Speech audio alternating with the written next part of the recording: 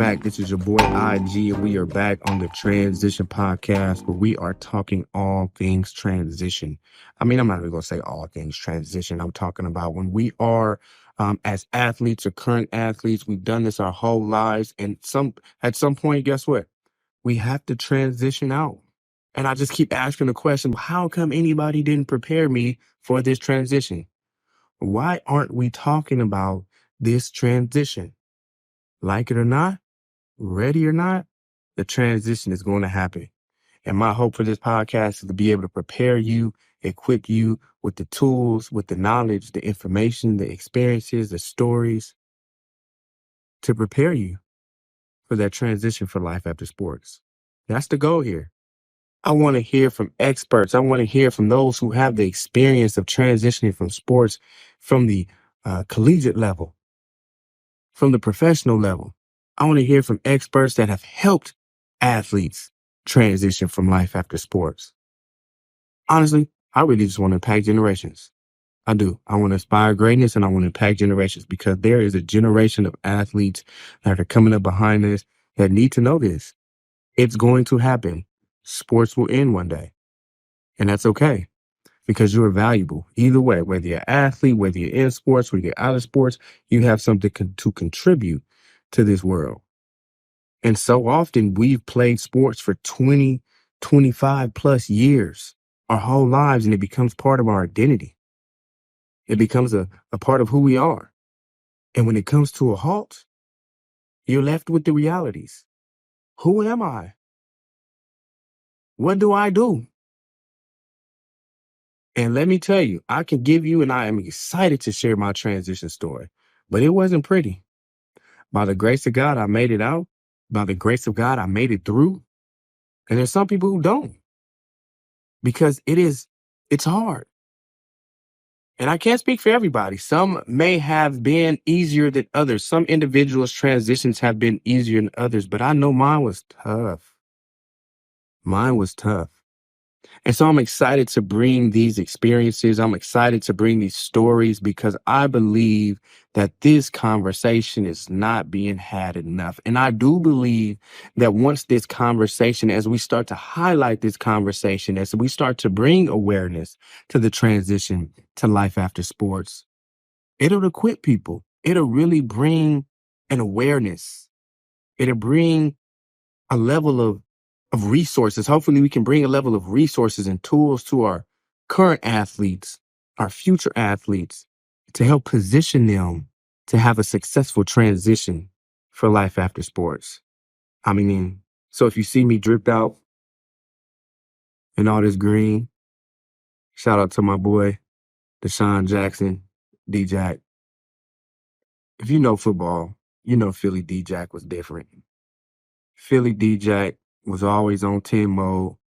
Philly D-Jack was in 10 mode. Shout out to D-Jack. Long Beach Poly great, Philly great, NFL Hall of Famer. I just thought I'd do it today. Why not? So when we talk about sports, and I never got to. So when people ask about, I want to just share this. When people ask about who was the best receiver that I've ever had to guard, I played 2 years in the NFL, went over to Canada and played another 3 years in Canada. I played with the Buffalo Bills, the Indianapolis Colts, and of course, under the great Mike Tomlin with the Pittsburgh Steelers. People always ask, who's the greatest receiver that you've ever had to guard? I got my top three, and every team has like the best, right? So I'm going to go from 3, 2, 1. Stevie Johnson. Now, you young folks probably don't know about Stevie Johnson. Stevie Johnson was the coldest. Stevie Johnson was Devontae Adams off the line before Devontae Adams. Devontae Adams was probably like in elementary when Stevie Johnson was out there giving folks that. Stevie Johnson in Buffalo was just something cold. I'll share a story really quick. This is my first year, 2012. I'm on the practice squad. I'm coming in. We're in like the red zone, 5 and in, and I'm lined up on Stevie Johnson. And Stevie gives me this, just like that. I'm over here. Stevie's over there with the ball in his hand. And I kid you not, damn, I can't even remember the head coach's name at the time. Cheney, something Cheney. And he laughs and he goes, he does that to everybody. I kid you not. Go YouTube Stevie Johnson, Cole. So I go number two, Reggie Wayne. Reggie Wayne, if you don't know Reggie Wayne is a Hall of Famer, Indianapolis Colt. I had the opportunity to play with Reggie Wayne. I had the opportunity to play with Andrew Luck. Man, just being in the same room with these guys was just ridiculous. I saw Reggie Wayne catch an out route, like backhanded. Something's just ridiculous. Something that you only can like write about. And of course, he's a Hall of Famer, right? His routes were crisp. He didn't have a ton of speed, but the dude had hands. The dude can catch. And he could run routes, but he had hands. So Reggie Wayne at my number two. And my number one, this guy, what do I say? What do I say about this dude? Out of all the three that I'm getting ready to name, he's the smallest in stature and size. But dude was a dog. Dude was a dog. Workhorse. Dog. And honestly, when you look at his numbers, probably better than majority of the NFL now and then. Led the league, I want to say 3 or 4 years in a row in yards, receptions, and like receiving yards. But his mentality was just fearless. Just a dog. Antonio Brown. Antonio Brown was literally the best receiver in that league for at least 5-6 years straight. 4 for sure. You got to go look at the numbers. 4 for sure. AB was probably, I'm not going to say probably, AB was hands down the best receiver that I had the opportunity to guard and or play with. Dude was crazy. I mean, from his mentality, from his work ethic, from his ability to play the game, he was fearless, he was tough, and the dude was cool. Now, you may have your opinion about the brother now, but AB was solid. AB was a solid dude. At least in my experience that I had with AB was solid. I had nothing bad to say about the brother. But he was cold. One of the best to do it in the league. And I stand by that. And I stand by that. And then we look at AB now. I don't even want to get into AB right now because we could go into that at some other time. But when we look at that, at some point, all of these gentlemen had to transition out of the league. At some point, you have the best of the best that would transition out of the league. Now, I come in a free agent. I jump around the league for a little bit. I spent about 2 years in the league. And I didn't expect my transition to come when it did. Now, if you haven't heard my transition story, I talked a little bit about it on the last episode. Click the link, go look at it, go hear it, go listen to it. And I wasn't really prepared for my transition. And so that poses the question as we work through this space and as we share space and transition when we're talking about the transition, are you ever really prepared? And even as we talk through this, and even as we highlight the transition, my hope is that the conversation will really ignite something in the minds of current athletes and future athletes to help prepare them. Because guess what? And I say it all the time, and I'll say it 1,000 billion times after. It's coming if you like it or not. And so how do we get ready for it? And when you're transitioning, it not only affects you, right? It not only affects you, it affects the people around you. I had a conversation with my mother and my brother not too long ago, just asking them, when I was in the league, what was their experience, right? I never had a football team growing up. I wasn't the guy who, I was a fan of a team. I wasn't a fan of a team. I was a fan of players. Jerry Rice, Charles Woodson, Ray Lewis, right? Like, these were guys that I looked at and said, I want to be like that. I want to be this caliber of player. So I was a guy that didn't have a team. My brother, a big Pittsburgh Steelers fan. So when I had the opportunity to go play in Pittsburgh, I had a futures contract to either sign back to Pittsburgh or sign with the Indianapolis Colts. And of course, you're talking about you're playing with Ryan Clark, you're playing with Ike Taylor, you're playing with Hall of Famers like Troy Polamalu, Lawrence Timmons.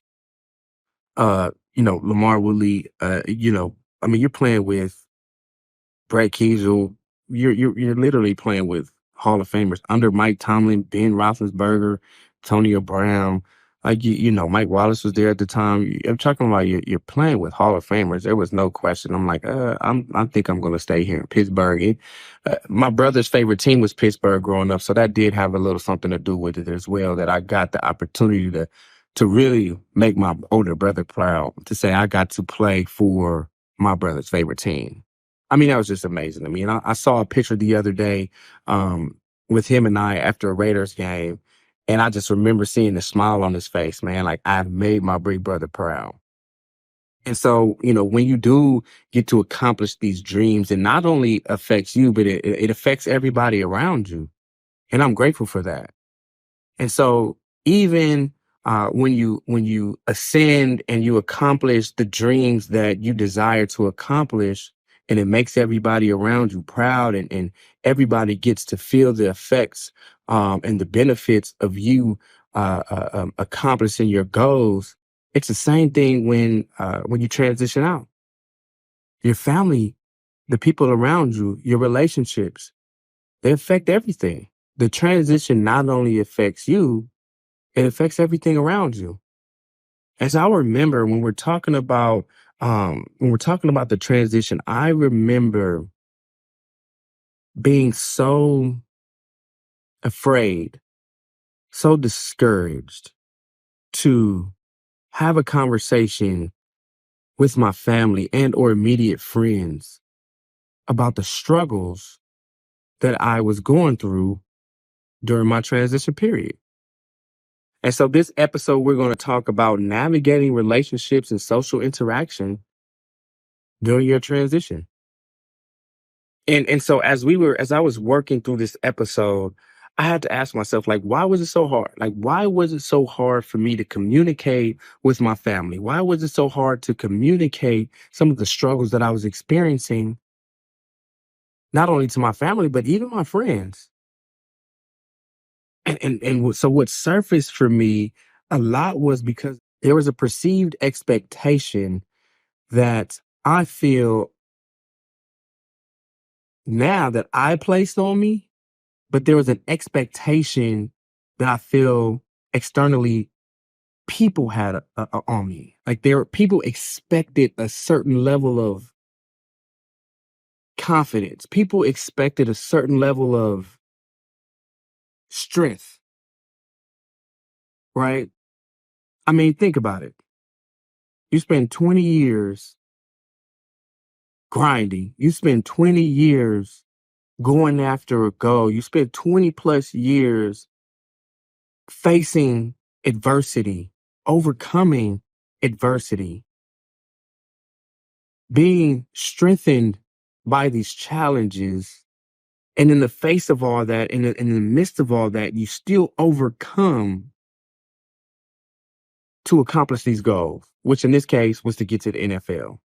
And so there's a lot of grit that's involved in that. There's a lot of perseverance that's involved in that. And that is attached to your character. That is attached to who you are. And in my mind, that's attached to how people see you and how people view you. And not only that, your character in general. If you know me, I'm an extroverted guy. I love people. I love making people laugh. I love making people smile. I'm the guy that, I want to light up a room. I want to make sure that everybody around me is good. I want to make sure that everybody around me is having a good time, is, experiencing some level of joy. And so if I'm in the room and I'm in space and I'm not excited about something or I'm not happy about something, people are like, "What's wrong with this dude? What's wrong?" And there may not be anything wrong with me per se, but that's not like him, right? And so that's the character that, that's a personality that I also, embody. And so when we're talking about how the transition affected my relationships, I remember thinking to myself, I can't, what's hard for me to express or explain to my family what I'm going through.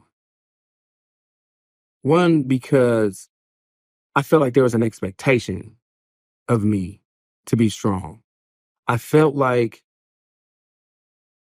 I could not show any sort of like weakness, right? Or I couldn't show any sort of fear, or I couldn't really express that I was going through something that I had never experienced before, because my thought, my perception was, I can't show this.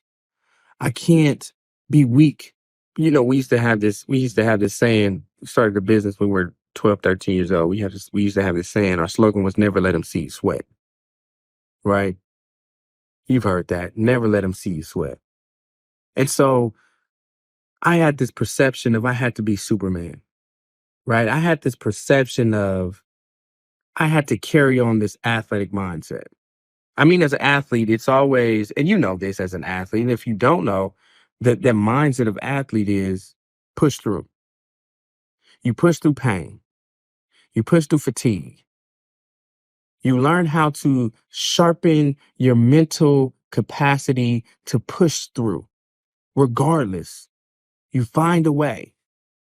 And so during my transition, there was a level of depression.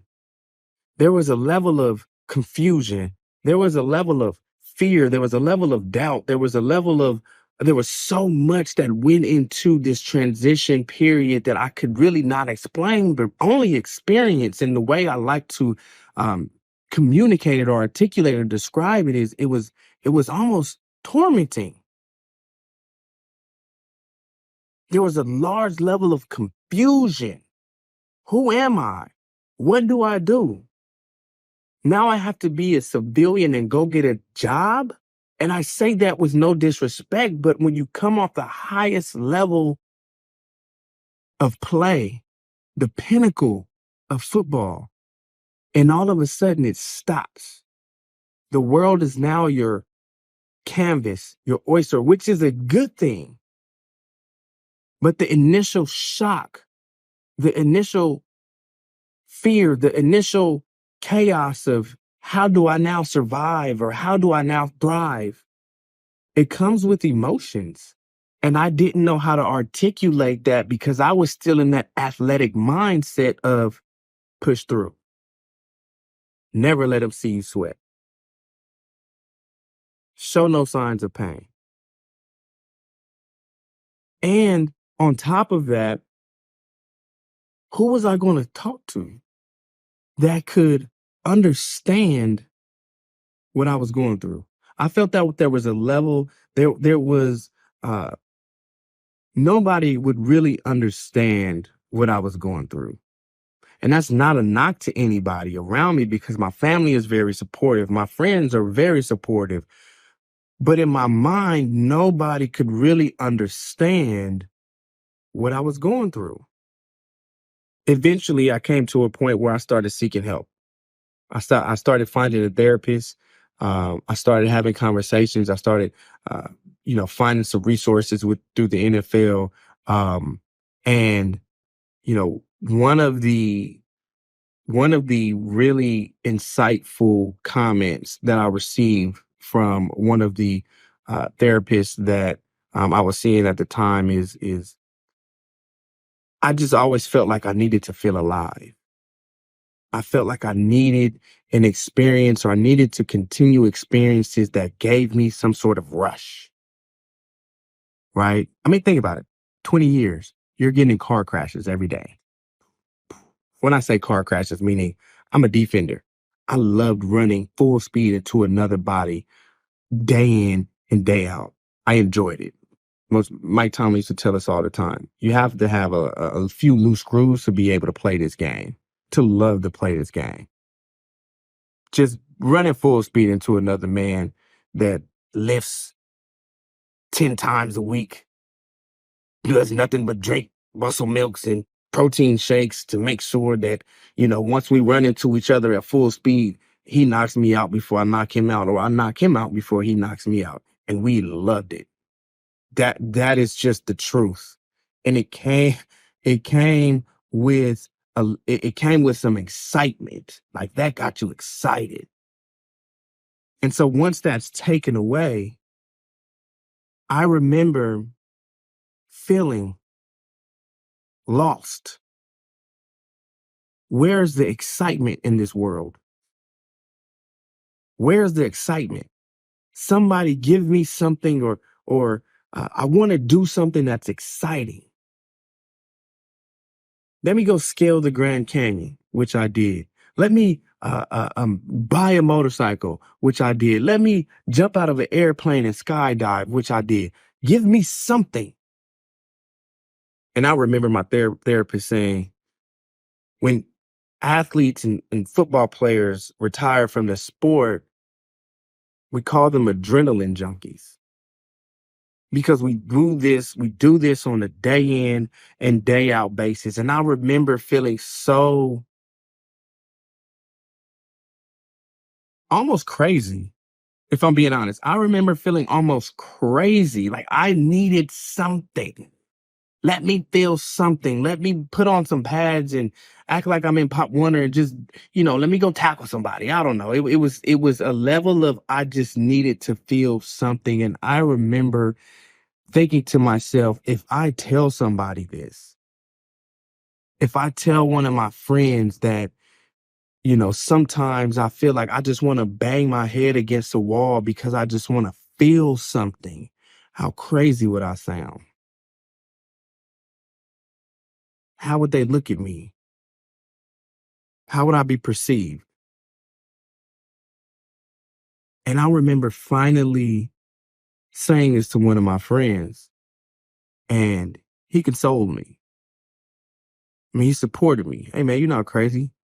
This is just a real life experience that not a lot of people go through, but you're one of the ones that are going through it. You've done it at the highest level.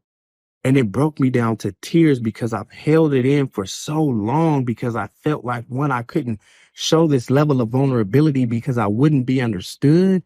And maybe I may be looked at as crazy. And when you think about it, I didn't want to be a burden. Like I didn't want to be a burden to people, right? I didn't want people to think that there was something wrong with me. So I put on a smile when I was out in public, but there were some hard, dark days. And people around me, my relationships around me, they started to feel that. But I felt like I couldn't communicate that. So I tried to put on this mask as best as I possibly could to make sure everybody around me was good. But little did I know that my family was there. And let me take that back. I knew my family was there. I just wasn't ready to share. I wasn't in a position where I was ready to share this with my family. I had to get to a point in my transition where I was okay with being vulnerable with those around me. And so when we're talking about the transition and how it affects the relationships around you, the relationships around you during your transition are vital and key to a successful transition period, because there's a level of authenticity, there's a level of vulnerability, there's a level of insight that I believe those that are surrounding you during your transition should have for those of you that are going through it. Because support is important in this space. Safety is important in this space.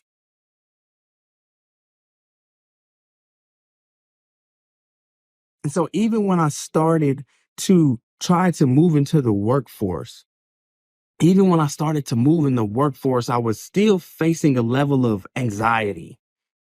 I was still facing some parts of depression. And really, nobody in the workforce could really understand that. I work now in the nonprofit sector. I've been in the nonprofit sector for about 3 or 4 years now. And there was no way 4 years ago I could come into this space and build relationships authentically based on some of the traumas and some of the lows of my experience with the transition.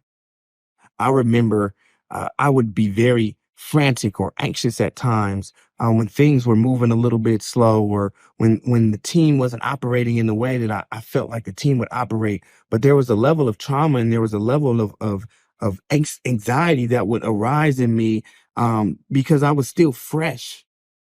I was still someone who went through an experience where every Tuesday somebody might be coming knocking on your door if you're not performing the way you should perform. And I didn't want that to show up in my work. And so I think there's a healthy balance there. But when I'm talking about building relationships around me and how this transition starts to affect the relationships around you, not only in a negative way, but even in positive ways, I started to understand. And I want you all to understand that the support during the transition will come from those that are surrounding you, come from those healthy relationships that are surrounding you, but also they can affect those new relationships that you're surrounded with. So my conclusion here is, how can we help? Like, how can we prepare the best for this transition and getting supportive relationships, and also being in a healthy space to where your transition also supports those around you or helps those around you. For me, step one, be honest. You have to be honest. Find a safe space where you can be honest. Find someone you can be honest with. For me, I was in a relationship at the time. She really understood where I was coming from, in the sense she listened. You have to have someone who is around you who can listen with an unbiased, non-judgmental perspective, to just listen. To a therapist. Seeing a therapist changed the course of my transition period, because it allowed me another level of authenticity. It allowed me another level of expression, and then to get feedback and tools to properly help the way I was maneuvering and thinking, to make sure that I was healthy, not only physically, but mentally and emotionally. So those are my top two tools, right? You want to have people around you that listen, that understand that this transition is challenging, and that create safe spaces and healthy spaces for you uh, to grieve what you just been through. A 20+ year relationship has now ended, whether it be abruptly or planned. It's over, and there has to be a level of, or there has to be a period of grieving. And so, my question to you all, is there any advice? Is there any advice that you would give our listeners when it comes to navigating relationships, healthy relationships, community, family, support? What helps you? How was your transition, when we're talking about how it affected your existing relationships and how it affected building new relationships? I'd love to hear from you. Leave a comment, like, post, share, send me an email. Let's talk about it.